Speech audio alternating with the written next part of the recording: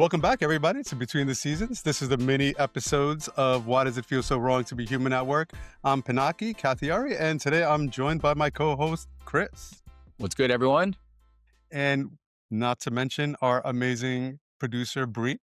Hi, everyone. And this is Editing Bree hopping in real quick to let you know that next week, Pinaki and Chuck Gose are actually going to be presenting together for the very first time at IABC World Conference in Toronto. They will be presenting Communication in Motion, the science behind messages that move people on the 15th of June at 1:30. If you are attending IABC, definitely come join us for this session. And if you're there for both days of IABC World, Pinaki will be presenting The Dance Floor Doesn't Lie, What Communicators Can Learn from DJs with Monique Zitnick on June 16th at 3 o'clock. So definitely add that one to your agenda if you'll be at that conference, because it is an interactive workshop you do not want to miss. Also next week in Toronto is Comms Reboot, hosted by Jenny Field, CEO of Redefining Communications. Comms Reboot is an unconference where it is a full communications event like no other. There's no set agenda. Participants show up, write down on a Post-it note what you want to talk about, and then the entire agenda is planned using those Post-it notes. If you're interested in either conference, links will be in the episode descriptions, and back to the show. And for today's conversation, we're going to be talking about how to work with difficult clients. And joining us in this topic is our special guest, Chuck Gose, founder of ICology and co-host of the Frequency podcast. Welcome, Chuck. I find it, should I be concerned, Chris and Pinaki and Bree, that I'm always the one invited in when we're talking about difficult clients and a-holes? Should I read into that a little bit much, or is that just random? No, It's not random. It's not random. It's not random. I'll tell you that. So we're pretty honest around here. Concerned because you are our specialist when it comes to, pushing people. You know what it is? I think it came up in that conversation that a few years ago, you and I were in a workshop around personal branding and whatnot, and kind of realized that you are a pusher of people. You don't work with people who are just want to do status quo, and people who push people. Let's work on some branding here, Pinaki. Okay. I'm not a pusher of people. I elevate them to greatness. Let's put it that way. Thank you. I like the marketing Better twist. said than myself, and that is what I meant. Exactly. I also, when I think of you, Chuck, I just think of honest opinions, and you're not going to sugarcoat things, and you're going to tell the truth. And so these more hard and difficult topics, you just come to mind because you're going to be real. I've been called worse. Let's put it that way. I've been called worse than But we're not calling you that. I almost suggested to Pinaki that he could have introduced you as our most difficult guest, Chuck Gose, but I kept it nice. I'll take that as a badge of honor. Thank you for that. And there you go. That's why I think it's one of the things that we always appreciate about Chuck Gose is that he will challenge you. It doesn't mean he's always right. It doesn't even mean he's right often. Nope. That's not what that means. Nope, Chris. I've got a book. I've got a book in front of me that says my list of things I was right about. And yes, there are items listed in the book. So yeah. I love it. But I think there needs to be more of that, because I think one of the things that just gets lost in general is just the art of civil debate, especially in this climate where things are as divisive as it can be.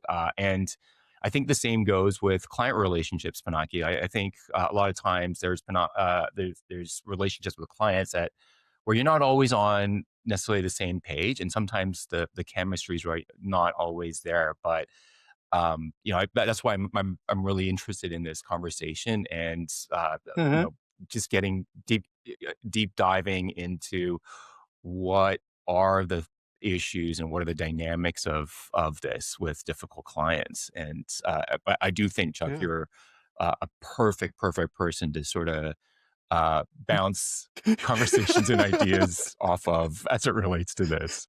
In the most complimentary way. Good save, Chris. Good save. So let's kind of couch the topic then for a second, because we're talking about difficult clients, and being that there's altogether different relationships and whatnot. But Chuck, so when you kind of hear the idea of like a difficult client, what is the first thing that comes to my mind? How do you even define that in your mind? How do you see that?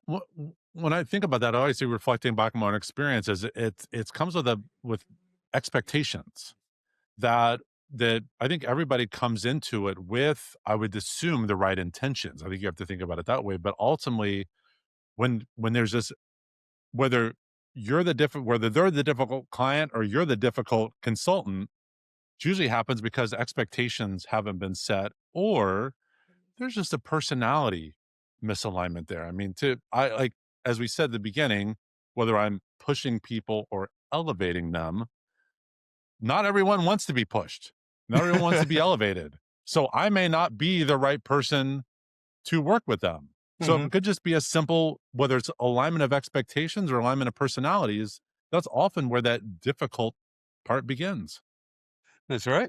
It's the way I see it too, right? And you and I have talked about that quite a few times, which I really enjoy that concept because it's kind of like taking the pressure off of yourself and the other person and just saying that, you know what, maybe it's just the way we are, don't make that type of sense anymore type of thing, right? Like, and so when things start to feel like tense, what is like the first move that you think of? And I'd like to hear from both of you, Chris and Chuck. Like, how do you handle that? You're like, ooh, that feels tense right now.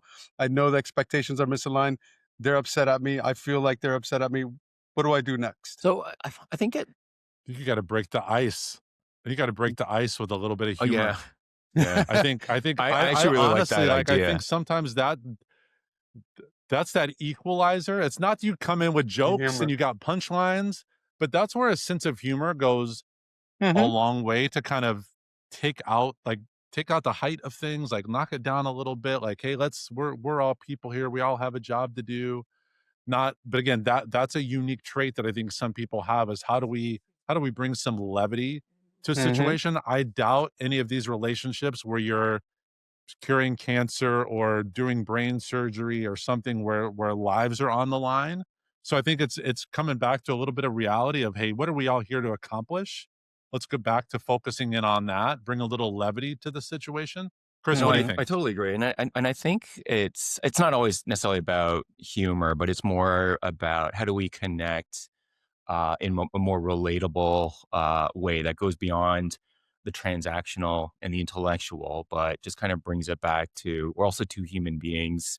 We've got lives behind us, and I think just remembering, because I think at least that it helps to reset the tone a little bit, so that we bring respect back to the table in terms of our interactions, and just being mindful of the fact that we all come from different backgrounds and different scenarios that have brought us to where we're at today, and how we're thinking about this and why we're acting or reacting in the way that we are.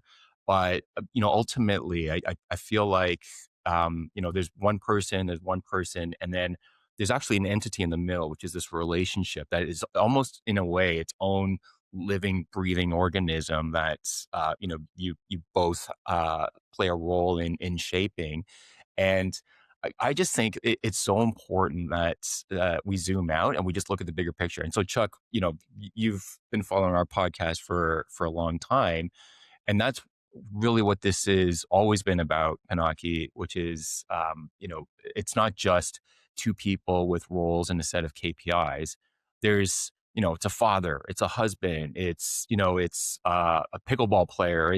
There's just so many things that make us who we are. And ultimately, I think when we're talking about clients, it's really examining, and I always think, Pinaki, as a starting point, finding out what's the real issue here, and what's the actual source of what's driving at this issue. And Chuck, we talked about this earlier in terms of what's driving this. Is there a manager behind the scenes that might be needling, or is there immense pressure organizationally with the client that might be making somebody feel that they're in this flight or fright sequencing? And I think the idea is just really getting to a point where maybe it is levity that gets you here, but how do you have an open, frank, and candid conversation about, wait a second, what's going on here? Why are we even debating this one piece of minutia. Like, how do we, what's really going on in this dynamic? And then once you get to that source, you have a better chance of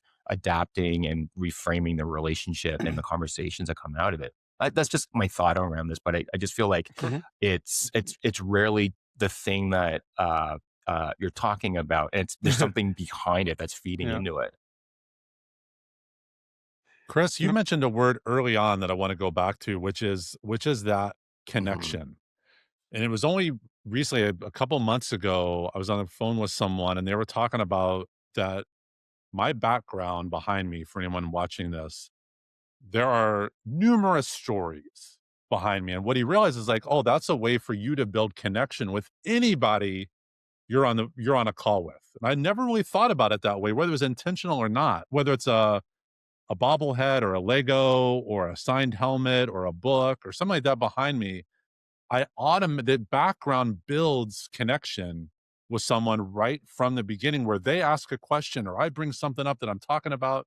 And initially that becomes part of that bedrock for how you connect with that person, whether it's something personal they're interested in. Maybe they really like Lego, or they're a Reds fan or a Bengals fan or whatever it is. That personal connection ends up being that tie that keeps you together, that gets you through the parts where maybe things aren't going perfect, things aren't going quite right. Ultimately, you've built that connection that then you lean on to get through those rough times. Yep. And you know what? Sorry. I just wanted to share real quick. I'll be completely honest, Chuck, meeting you and having a video with you is one of the first meetings I think I had in my time at Local Wisdom. And actually inspired my background a little bit, and for me to show a little bit more of my stuff, because like you can't see a lot of my nerdy stuff in here, but seeing your background, it made me feel as though like I knew you a little better and I knew you a little bit more, and I could see like the Batman back there, and that pops out to me because I love comics and comic movies and everything. And I think it's great to just like show that little bit of your personality, and that way someone can kind of latch on and connect with you, kind of going back to our previous episode with Rich Dome, looking for those connections. And I think a background is such a great way to do that, and that's so smart. And thank you for inspiring me to add a little bit more of my own personality in my background. So it makes me wonder, Bree. One, I love elevating people to greatness, as we talked about before. So looking at Pinaki's background with blinds closed, like I wonder, like, what is Pinaki hiding? Like, he's got blinds closed. Yes. It's very dark. Is back there, right? Pinaki, you need to come out of your shell more. Like what are we hiding here? I do. I have to like redesign this whole thing. Yeah, we talk about his background. I got a transformer here though. See. Yeah, but I can't see it. You I need this. You usually can. I'm standing right now, so the desk is raised. I need to see a DJ table. I need to see like yeah. We got to get stuff rolling. I just turn around and start DJing for everybody. Is this your first time doing a podcast? What are we doing here, Pinaki? I got to work on this background. It's been years too, and I'm getting tired of it too. So, and I got to make deeper connections with people. So apparently my background counts now. But, I agree with all of you saying. And the one thing that it made me think of is how to not make the connection, especially when things get like a little tricky, right? Because I think when we feel threatened, by someone, our kind of first instinct is defensiveness, right? Like I have to defend. And so it's funny, you start to kind of create a case. And even if something goes wrong, the first thing you do is to try to defend why you're not wrong in that situation.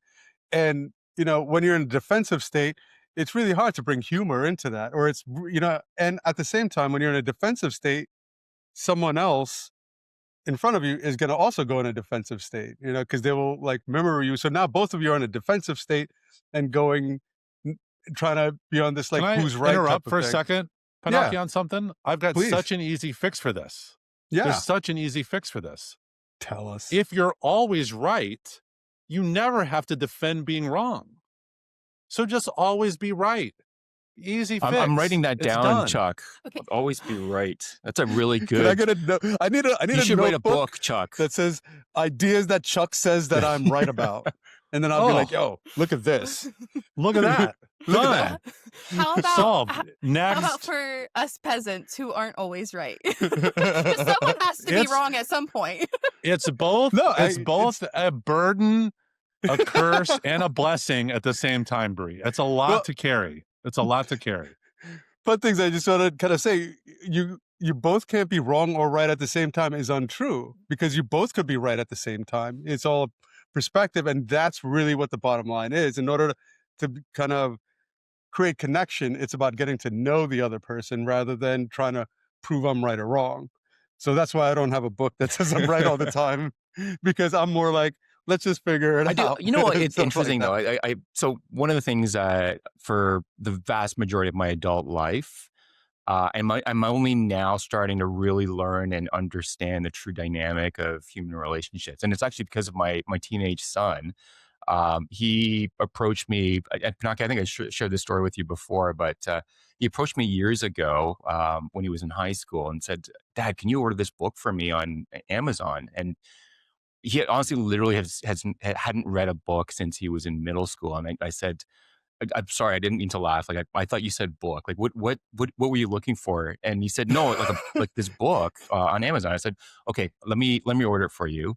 And so he gets it. And I said, you remember how these things work, right? Like, you know how to I expected that this book was going to be a paperweight within an hour of it coming in the door. And then a couple of nights later, he came up to me and he said, Dad, is it okay if I highlight some of the pages in this book? And I said, my God, yeah, buddy, you can, this is your book. You can do whatever you want.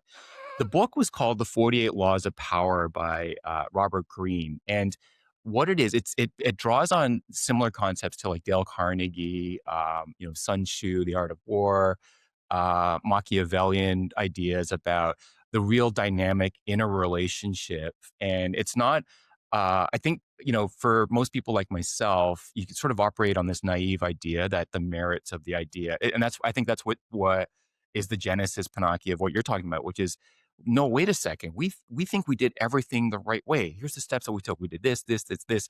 And you're speaking a different language than what the client's coming at you with, which is something else. And I think the more I learn about these kinds of relationship dynamics, the more I realize the issue at hand is rarely the actual issue that you're trying to address.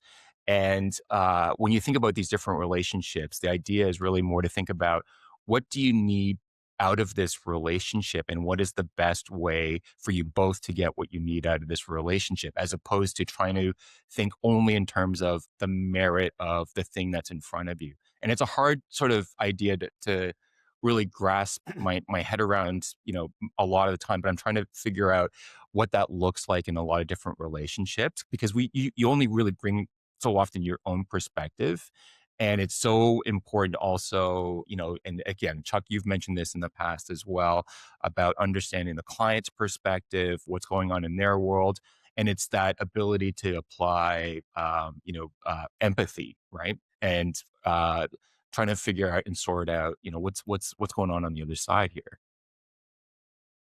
So maybe this is letting you guys into a little bit of my mindset of this whole right or wrong thing, is that so many people Tell us, Chuck. so many people assume like failure and wrong are the same, and they're not. Whereas you talk to anybody that's in a scientific field, they're all about failure, because nothing about that is wrong.